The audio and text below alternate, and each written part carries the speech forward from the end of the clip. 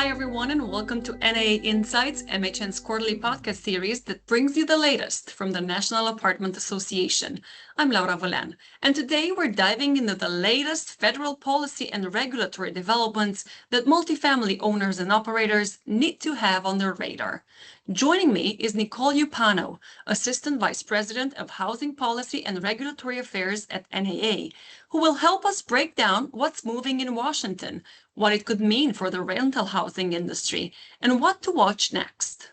Hi, Nicole. It's a pleasure to speak with you again. Hi, Laura. It's good to see you. So let's start with the big picture. There are several federal actions moving at once that could affect multifamily housing. Which of these should operators be watching most closely right now, and why? Yeah, certainly. So our top three, I would say, are the FTC's potentially proposed rent and fee transparency disclosure standard that would set a national floor for rent and fee disclosure all across the country. The second is that HUD has shifted its fair housing policy on reasonable accommodation requests for animals. So that's a significant shift in how housing providers need to comply with federal fair housing laws and how they approach requests for emotional support animals. The third is HUD is considering making significant changes to how it regulates immigration in housing. It's requiring rather, that housing providers review and keep track of their residents' citizenship or immigration eligibility and track that on an ongoing basis and potentially add some liability there as well. And we'll touch on each of these a bit later. First, there's this FTC rental housing fee, ANPRM, that seems to be aimed at price transparency, as you said, the so-called junk fees, right?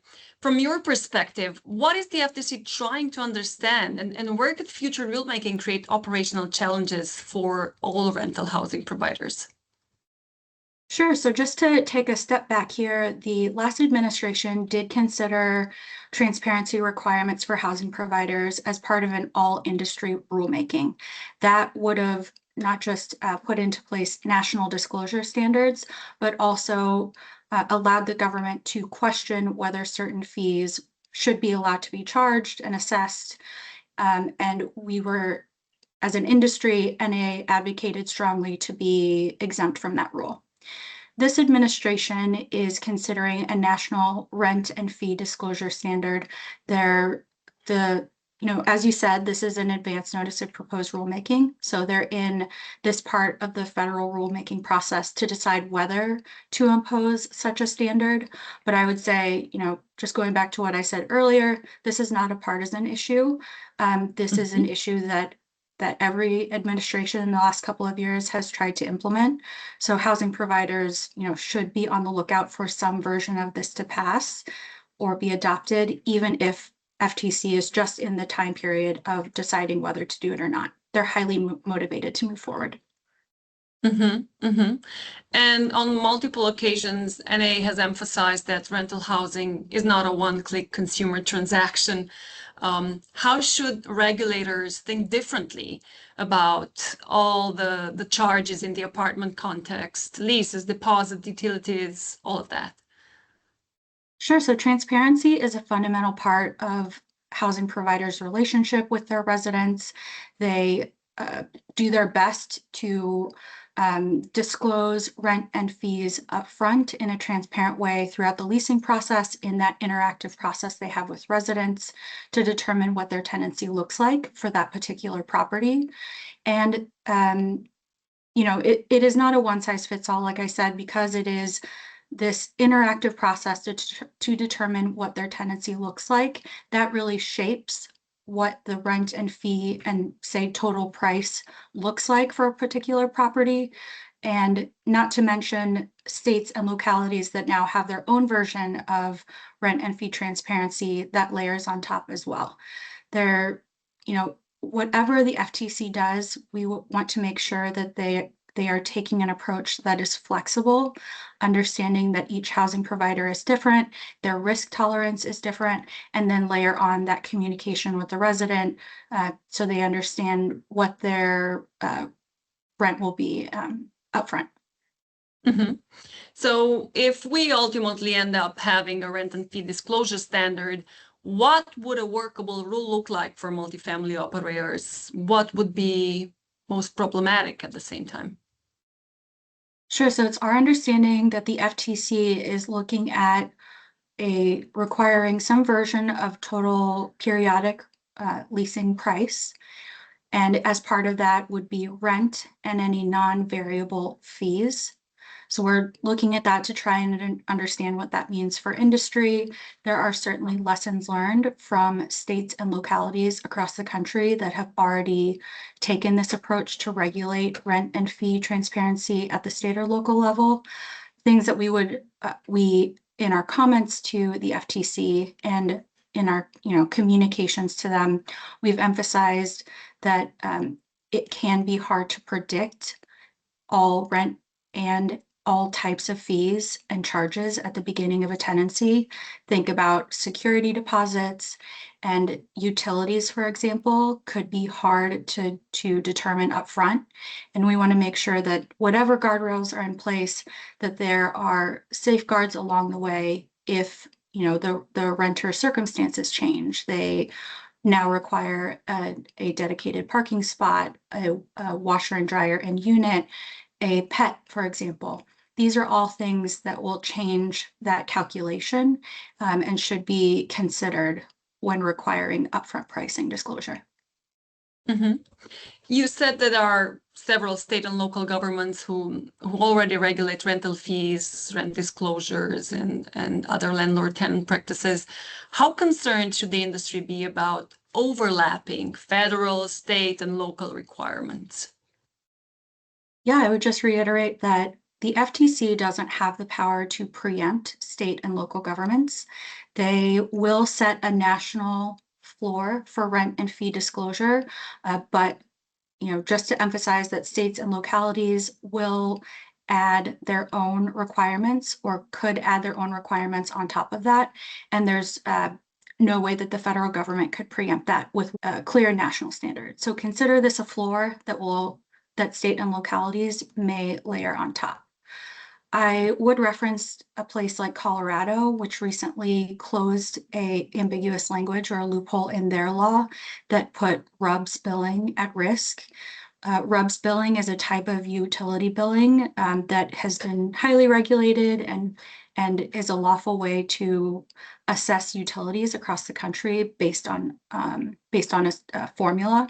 And so we want to make sure that all types of utility billing are considered and can move forward no matter what the FTC or state and local governments do, because there, as you said, there is this layering now happening, not just in rent and fee disclosure, but also in-house security deposits, utility billing, and all of these other types of regulations for certain types of fees, like late fees. Those all layer on top of a potential national standard from the FTC. Mm-hmm. You mentioned at the beginning of our conversation that HUD's citizenship and immigration status verification rule that could expand documentation requirements for assisted living. What are the biggest compliance implications for PHAs, owners, managers, if the proposal is finalized as written? Yeah, I would make sure that housing providers understand this would be a substantial compliance change. It could, require the creation of new verification workflows, expanded document collection and retention requirements. It is a fundamental change in how certain households, their ability to retain their subsidy, how that is assessed when they have someone who had previously either self-certified their citizenship or immigration requirements, or their status was not taken at that time. These households are currently have their subsidy prorated, but according to this rule, that would no longer be the case. Their subsidy would be in jeopardy, depending on whether that member of their household, their eligibility could be verified or not. This is something that we're also considering, as you said, with the fee standard, is that states and some localities do have immigration regulation requirements in housing. Tennessee is one that has a harboring law, while other places like Illinois have immigration as a protected class in fair housing laws. So there are all these other state and local requirements at play that could complicate housing providers' compliance with this new federal overlay. How would you say owners and operators who participate in HUD assistant programs should think about the balance between federal eligibility enforcement and avoiding new administrative burdens or even legal risk? Well, rental housing remains one of the most highly regulated industries. We would always suggest to our members to connect with their attorney to understand where to find that balance. Even in the fee context, the law may say one thing, but case law may have a range of what's allowable under the law. And so we'd always suggest that housing providers contact their attorney to understand where that balance lies. HUD has also proposed allowing PHAs and covered multifamily housing owners to opt into work requirements and term limits for certain federal housing assistance programs. What would this mean in practice for assisted housing providers? So this is an interesting one. It does allow for housing providers and PHAs to opt in to up to 40 hours of work requirements or no less than 2 years of a time limit on housing subsidies. Very similar to the citizenship verification requirements, this could, result in expanded document collection and retention and creating additional workflows for verification, particularly if, and as we said this to HUD in our comments, that if individual PHAs, even within the same region, have different term limit requirements for different housing programs, depending on their housing goals and potential wait lists that exist, they may create different requirements for different programs, even within the same PHA's regimen. That is of concern to us because that flexibility results in uncertainty in housing operations and not just impacts housing providers, but could ultimately impact residents as well. And could that flexibility create a patchwork of policies that complicate operations across markets? Yes, that's right. It is a concern of ours. HUD and USDA also moved to unwind federal 30-day notice requirements tied to non-payment in certain assisted or federally backed housing. What is the practical significance of that change for operators, and what legal uncertainty remains out there? Well, I appreciate the question. So we now have Fannie Mae and Freddie Mac moved forward or did announce that they will no longer be enforcing the CARES Act requirement for enterprise-backed housing. HUD is in the process, as you said, of eliminating their 30-day notice for project-based rental assistance housing and for public housing.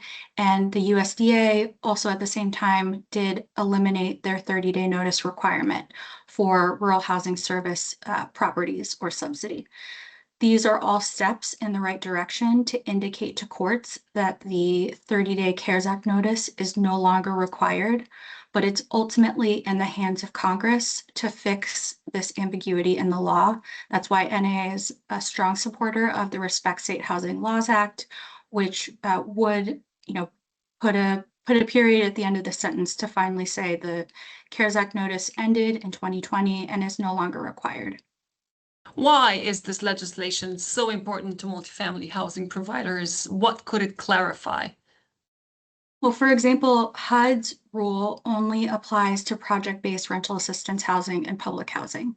But if you look at CARES Act, the covered housing that was covered under CARES Act covers a number of other HUD programs like Section 8, which sort of leaves those properties and communities in limbo in eviction courts. Our concern is this remains a highly contested issue in eviction courts. Even judges within the same jurisdiction, there is a total lack of certainty there on how individual judges will rule if a 30-day notice is required or not in covered housing. So it's really critical that the Respect State Housing Laws Act passes to finally provide certainty about those outcomes.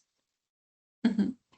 For owners, operators, and property managers who do not have time to track every Federal Register notice, what are the top actions they should take now to stay ahead of these developments, these regulatory developments? Well, keep in mind that everything that we've discussed today is in a proposed rule and is not yet final. Right. The one caveat that I would say is that HUD's significant change in how they are adjudicating fair housing cases as that relates to emotional support animal cases, that is in effect immediately for HUD initiated or dual initiated with HUD and a state and local agency for cases that are already in the queue right now. HUD does plan to put its change in policy into a rule at some point later this year, as they said in their enforcement memo. But all of these things are still in play and the situation is continuing to evolve. So as we've advised our members, we would suggest that you contact local counsel to understand how to prepare for these potential changes or what, if anything, should change in your operations right now. If we take a step back and look across all of these proposals, what is the larger regulatory trend you're seeing? Is there more federal standard setting in rental housing, more compliance complexity, or a shift back towards state and local control?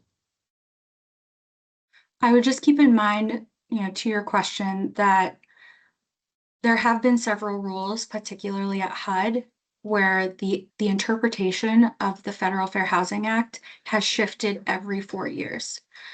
And with that kind of uncertainty, we're now seeing states and localities take up the torch and decide their own policy in areas like rent and fee transparency and when it comes to fair housing requirements. So you should expect to continue to see that. I would say top 3 things. You should expect to see some version of the FTC's rent and fee disclosure national standard to be put into place.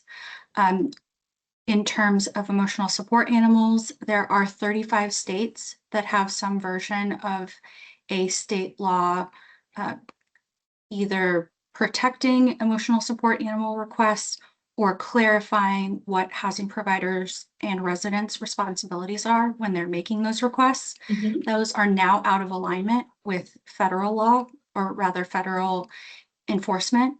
And so that's something that they should look closely at as well. And there are a number of HUD policies that could have been implemented, or there were attempts to implement these types of policies under the first Trump administration, like citizenship verification requirements and work requirements. Housing providers are likely to see that sort of ping pong back and forth between administrations, or continue to see that as the federal government considers these policies. Thank you so much, Nicole, for all these details that I'm sure will be useful to everyone who tuned in. Thanks, Laura. Thanks again for joining me. If you enjoyed this conversation and want to hear more discussions about the policies, research, and trends shaping the rental housing industry, make sure to follow The Lease Up on your favorite podcast platform. That's where you'll find all of Multi-Housing News' podcast series, including NAA Insights. You can also stay up to date with the latest news, trends, and industry insights by visiting multihousingnews.com every day. Till next time.